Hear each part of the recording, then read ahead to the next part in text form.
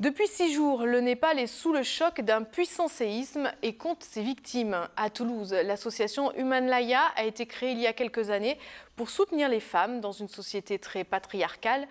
Aujourd'hui, sa fondatrice lance un appel aux dons pour venir en aide aux villages montagnards les plus isolés en attendant de pouvoir se rendre sur place. Marlène Canal l'a rencontrée.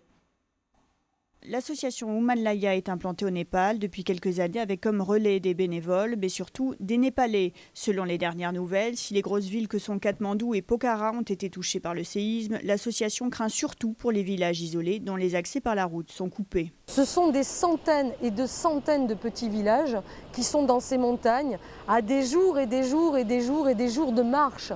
Donc Gorka, c'est comme si je vous disais, les séismes s'est passé dans les Pyrénées. Et les gens vont descendre à Toulouse, les gens ne descendront pas à Toulouse. Donc on essaie de faire en sorte que des camps centraux soient placés sur les deux plus grosses villes de montagne. Et nos équipes peuvent aller évidemment voir ce qui se passe dans ces villages parce qu'on le sait très bien, il n'y aura pas de secours sur ces petits villages.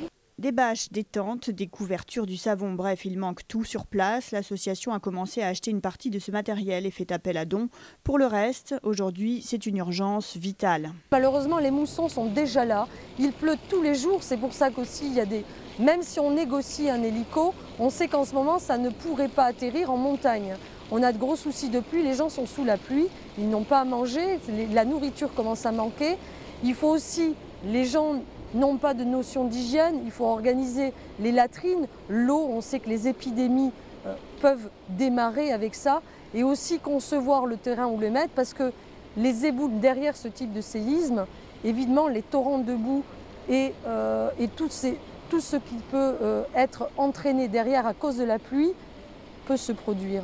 Pour l'instant, impossible pour les bénévoles français de se rendre au Népal. Les vols sont bloqués. C'est le réseau présent sur place qui s'occupe d'organiser l'aide. Rappelons qu'aujourd'hui, le bilan est de 5500 morts et qu'encore 6 jours après le séisme, les secours s'activent toujours à la recherche de potentiels survivants.